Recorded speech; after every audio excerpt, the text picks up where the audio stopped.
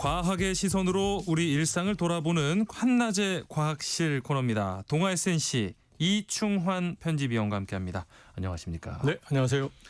오늘은 또 어떤 이야기를 들고 오셨을지 기대되는데요. 어떤 이번 이야기죠? 시간에는 이제 곧 개봉을 앞둔 영화인데요. 네. 아바타. 오. 예, 불과제 3편이 네. 개봉되는데 네. 예, 그 배경이 되는 곳이 영화 속의 외계 천체 판도라잖아요. 예. 이 판도라가 얼마나 과학적으로 그럴듯한 세계인지 실제 우주에는 판도라 같은 곳이 어디까지 가능한지 살펴보고요. SF와 과학이 만나는 지점을 함께 탐험해 보겠습니다. 사실 많은 분들이 제 주변에서도 이 SF 영화는 너무 비과학적이야라고 네. 말하기도 하거든요. 근데 과학적으로 한번 따져본다. 너무 재밌습니다. 이 영화 아바타라고 하면 사실 가장 먼저 떠오르는 게 이 판도라라는 외계 행성인데 네. 사실은 판도라가 행성이 아니라고요? 네, 그렇습니다.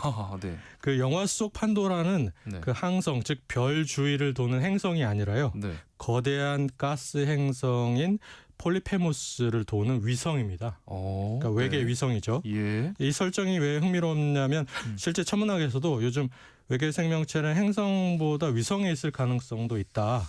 이렇게 진지한 얘기가 나오고 있습니다. 그래요. 우리 태양계만 봐도 행성은 8개지만 위성은 400개가 넘는데요. 네. 그중에 이제 유로파, 엔셀라두스, 타이탄처럼 지하 바다가 있거나 대기를 갖추거나 화학 에너지를 있어서 생명체가 있을 수도 있겠다. 이런 추정되는 곳이 있거든요. 예. 다시 말해서 판도라는 완전히 허무맹랑한 상상은 아니고요. 과학적으로 꽤 영리한 무대 설정이다 이렇게 말씀드릴 수 있습니다. 그렇군요. 그러면 실제로 이렇게 생명체가 존재할 만한 어떤 외계 행성이 발견된 적이 있나요? 네, 아직 영화 속 판도라처럼 푸른 숲과 생명체가 보이는 행성을 직접 본 적은 없지만요. 네. 과학자들이 이미 5,000개가 넘는 외계 행성을 발견했습니다. 네. 그중 상당수는 생명체가 살 수 있을지도 모르겠다 하는 조건을 갖춘 곳들이 좀 있습니다. 예. 이 발견의 주역은 미국 항공우주 나사의 케플러와 테스 우주망원경인데요. 네. 이 망원경들은 별 앞을 이제 행성이 지나갈 때 별빛이 아주 미세하게 어두워지거든요. 네. 이 현상을 트랜시트라고 하는데 이 방법으로 외계 행성을 찾아냈습니다. 네.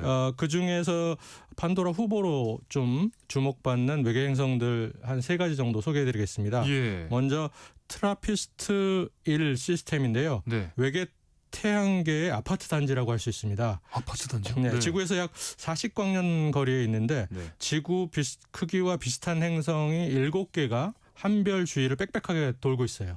네. 예, 그 중에서 3개 정도는 생명체가 거주 가능한 구역인 골드락스 존에 위치할 거로 추정이 되거든요. 네. 이 시스템이 흥미로운 건 한 별 주위에 지구 같은 행성이 여러 개 동시에 존재한다는 겁니다. 그래서 아파트 단지 표현을 드린 거고요. 네. 과학자들은 여기서 액체물이 존재할 가능성 그리고 바다 행성으로 존재하지 않을까 이런 가능성을 진지하게 지금 검토하고 있습니다. 네. 두 번째는 KE-18b라는 행성인데요. 예. 여기서 대기에 물 냄새가 납니다. 네. 지구에서 약 120광년 거리에 있는데 지구보다 약 8배 정도, 8배 정도 무거운 슈퍼지구의 형태입니다. 예. 제임스 웹 우주망원경이 관측한 결과 대기에서 물 수증기뿐만 아니라 이산화탄소, 메탄이 검출됐어요. 특히 메탄 같은 경우는 생명 활동과 관련될 수 있는 기체거든요. 네. 그래서 이제 관심을 받았습니다. 네. 다만 아직 표면이 바다인지 고온고압 환경인지 아직은 확실하지 않다고 합니다. 세 번째로는 지구의 사촌 같은 행성인데 TOI-700D라는 행성입니다. 예. 지구에서 약 100광년 떨어져 있는데 지구 크기와 거의 동일합니다. 네. 그리고 항성의 생명 거주 가능 구역, 다시 말씀드려 골드락스 존에 정확히 위치하는데요. 네. 이 행성은 온도 조건만 놓고 보면 지구와 가장 비슷한 외계 행성 중 하나입니다. 네. 아직 대기 성분이 있는지 자세히 밝혀지진 않았지만 아마 후속 관측으로 최우선 타겟이 될 것 같습니다. 지금 얘기하는 것들이 40광년, 120광년 네. 엄청나게 먼 거리인데 이걸 어떻게 알아냈는지도 참 궁금하고 아까 계속 설명해 주신 게 생명 거주 가능 구역, 골디락스 존이란 표현인데 이게 정확히 어떤 특징이 있는 건가요? 이 골디락스 존은 쉽게 말씀드리면 항성으로부터 너무 뜨겁지도 너무 차갑지도 않은 거리에 있는 구역이다. 그러니까 항성에 너무 가까우면 물이 끓어서 증발할 거잖아요. 네네. 그리고 너무 멀면 물이 얼겠죠. 얼겠죠. 네. 네, 그래서 딱 적당한 거리에 있으면 액체물이 유지될 가능성이 높다. 태양계의 경우 골디락스 존에 있는 행성은 네. 바로 지구죠. 지구. 네. 네. 이 개념의 이름은 사실 동화 골디락스와 세 마리의 곰에서 왔습니다. 네. 이 동화의 주인공인 소녀 골디락스는 이제 숲속에서 길을 잃고 헤매다가 빈집을 찾아가 들어가는데요. 네. 여기가 곰 세 마리가 살던 집이었거든요. 네. 근데 이 곰 세 마리는 이제 출타 중이었고 집안 식당에는 이제 죽 3그릇이 있었습니다. 예. 그런데 골디락스는 너무 뜨겁지도 너무 차갑지도 않은 적당하게 따뜻한 죽을 찾아 먹었다고 합니다. 예, 이 동화 속의 이야기를 빗대서 골디락스 존의 행성은 어머니 행성으로부터 너무 멀지도 너무 가깝지도 않아서 적당하게 따뜻한 온도가 형성될 수 있는 위치를 도는 행성에 생명체가 번성하기 알맞다. 이런 의미로 붙인 겁니다. 네. 결국 너무 뜨겁지도 차갑지도 않은 죽처럼 생명에게 딱 좋은 조건이다. 이런 말씀을 드릴 수가 있습니다. 그래서 과학자들이 외계 생명을 찾을 때 가장 먼저 보는 기준이 바로 골디락스 존입니다. 그런데 아까 처음에 그 행성이 아니고 아까 말씀하신 뭐 유로파나 엔셀라두스 이런 위성이 외계 생명체 후보지로 언급된다고 하셨는데 그 이유는 또 뭔지 궁금한데요. 예, 과거엔 외계 생명체를 찾을 때 이제 지구처럼 생긴 행성만 떠올렸는데요. 네. 최근에 과학의 관점이 조금 바뀌었습니다. 태양에서 즉 별에서 얼마나 떨어져 있느냐보다 내부에 에너지원이 있느냐, 액체물이 있느냐, 뭐 이런 조건이 더 중요하다. 이렇게 판단하고 있습니다. 예. 그래서 목성, 토성 같은 거대 가스 행성의 위성들의 행성에 강한 중력이 미치고 내부 마찰로 생기는 열 덕분에 아마 태양과 좀 멀어도 얼음 아래에 바다가 유지될 수 있을 거다 이런 추측을 하거든요. 네. 근데 실제로 목성 위성 유로파는 지구 바닷속 생명처소와 가장 닮은 환경입니다. 네. 그러니까 얼음 지표면 아래 거대한 액체 바다가 존재한다 이런 게 거의 확실시되는데요. 예. 바다 깊이는 수십 킬로미터 그리고 물의 양은 지구 바다보다도 훨씬 많을 거다 이렇게 추정됩니다. 네. 조석 가열로 이제 바다가 얼지 않고요. 그래서 바닷속에 해저 열수구가 존재할 가능성이 있어서 이게 이제 지구 과거의 생명 기원과 유사하거든요. 네. 그리고 토성의 위성 엔셀라두스 같은 경우는 이미 생명 재료를 우주로 뿜고 있는 위성입니다. 엔셀라두스 남극에서 물기둥이 우주로 검출이 됐는데 이 물기둥이 얼음과 수증기로 이루어졌습니다. 이 분출물에서 유기분자 그리고 수소, 메탄이 검출됐거든요. 그래서 아마 이 바다 아래에서 뭔가 화학 에너지 반응이 일어난다. 이게 생명 활동 아닐까 이렇게 추정을 하고 있는 거죠. 예. 그리고 토성의 위성 타이탄은 지구와는 좀 다른 방식의 생명 실험실인데요. 네. 두꺼운 대기가 있고 메탄, 에탄의 바다가 있습니다. 예. 그러니까 지구와 유사하게 비 그리고 강, 바다의 순환 시스템이 존재하긴 하는데 이게 물 대신 메탄이거든요. 그래서 메탄 기반의 생명체 가능성이 있는 거죠. 그래서 생명과 비슷한 생명 활동과 비슷한 복잡한 유기화학 반응도 일어나고요.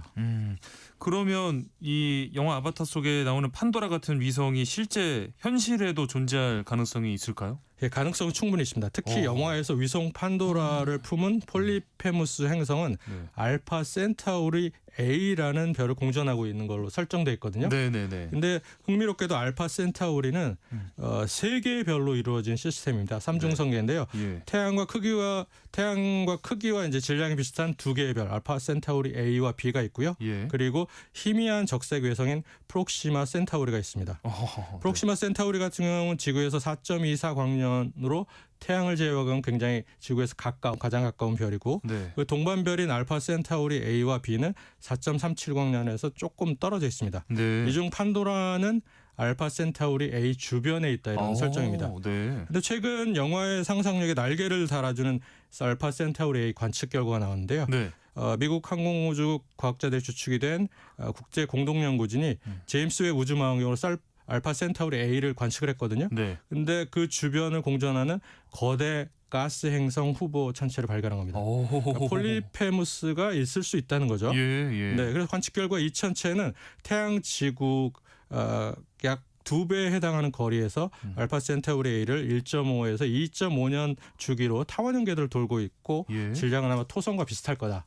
이렇게 추정을 하고 있습니다. 그래서 아직 뭐 최종 확인 단계이긴 하지만 만약 이 행성이 확정된다면 그 주변에 판도라 같은 위성이 존재할 수도 있을 겁니다. 와, 이 영화를 만들 때 그러니까 엄청나게 연구를 많이 하고 진짜 잘 만든 영화라는 게 다시 한번 실감이 나고요. 그런데 이런 외계 위성을 찾는 게 굉장히 어렵다고 하던데. 예, 위성은 너무 작기 때문인데요. 외계 행성도 별 앞을 지나가면 이제 별빛을 가리는 트랜짓 방식으로 발견하지만 위성은 그보다 훨씬 미세한 흔적이 남거든요. 예. 그래서 과학자들은 요즘 행성 궤도의 미세한 흔들림을 장기간 추적하는 방식인 측성학으로 이제 외계 위성을 찾으려고 합니다. 네. 문제는 이제 5년 이상 정도 걸리고 거의 전용 망원경 수준의 관측이 필요하다는 점입니다. 예. 그리고 이번 영화에서 영화에 보면은 다양한 생명체들이 나오는데 거대한 해파리 형태 비행 생명체가 나오는 것 같더라고요. 네, 그렇습니다. 이거 뭔가요? 메두소이드라는 비행 생명체가 나오는데요. 네. 영화 속 설정에 따르면 메두소이드는 길이가 약 152m의 지구의 해파리를 닮은 공중부유 생명체입니다. 네. 판도라의 하늘을 바람을 타고 떠다니며 이동하는데요. 지능 있는 종족인 바람상인들이 이 생명체에 거대한 곤돌라를 매달아서 생활한다고 하네요. 공중부유 생명체라는 게 과학적으로 실제 말이 되는 건가요, 이게? 놀랍게도 이 설정이 그냥 SF적 허풍만은 아닌데요. 네. 사실 이런 상상 칼 세건이 이미 1980년대에 제시를 했습니다. 와. 코스모스라는 유명한 책에서 예. 목성 대기상층에 살 수 있는 가상 생명체를 소개를 하거든요. 네. 단단한 땅이 없어도 부력과 대기 순환만으로 생명체가 떠서 살 수 있다는 가정을 했습니다. 예. 그래서 구체적으로 3가지 생명체를 시스템으로 구현했는데 플로터, 네. 거대한 풍선이나 해파리처럼 생긴 부유 생명체입니다. 네. 가벼운 가스 주머니로 대기 중을 떠다니는데 광합성이나 화학 반응으로 에너지를 얻고요. 이 생태계의 어떤 기본 생산자 역할을 합니다. 네. 싱커가 있는데 두 번째 가스 주머니를 조절해서 위아래로 이동하는 중간 소비자에 해당합니다. 플로터의 이제 사체나 유기물을 먹으면서 대기층을 순환해서 물질 재활용을 담당하고요. 예. 헌터가 있는데요. 그러니까 헌터. 말대로 포식자입니다. 그러니까 플로터를 사냥합니다. 네. 빠른 반응과 감각기관을 갖춘 이 생태가 최상위의 소비자입니다. 결국 땅 없이도 바다 없이도 대기 자체가 생태계가 될 수 있다는 어떤 사고 실험이었죠. 예. 그래서 영화 속의 메두소이드는 사실상 공기보다 가벼운 생물학적 풍선인 플로터가 진화한 SF적 버전이라고 볼 수가 있겠습니다. 이 말씀해주신 메두소이드 말고 또 윈드레이라는 이 공중 생명체가 또 있는 것 같아요. 네네, 윈드레이는 단순 탈 것이 아니라 갑오징어처럼 유선형의 몸과 네. 추진기관을 가진 공중항해 생명체인데요. 네. 그러니까 스스로 방향을 잡고 이동하며 거대한 해파리형 생명체인 메두소이드를 유도하고 견인하는 역할을 합니다. 그래서 영화 속에서 바람상인들이 매다는 곤돌라는 사실 위드레이가 조종하는 생체 비행선에 가깝습니다. 예. 그리고 이제 흥미로운 점은 공생관계인데요. 메두소이드는 부력과 에너지를 제공하는 거대한 떠다니는 대기 플랫폼이고 윈드레이는 방향 감각과 기동성을 담당합니다. 그래서 마치 현실 생태계로 치면 고래와 청소 물고기 혹은 말미잘과 흰동가라의 어떤 공중 버전이라고 할 수 있습니다. 네. 야, 이렇게 영화 아바타를 좀 과학으로 풀어보니까 혹시 이제 영화 보러 가시는 분들 더 재밌게 네. 영화를 감상하실 수 있을 것 같습니다. 한낮의 과학실 오늘 순서 여기서 마치겠습니다. 동아 SNC 이충환 편집위원과 함께했습니다. 고맙습니다. 네, 감사합니다. 세상의 모든 정보 오늘 순서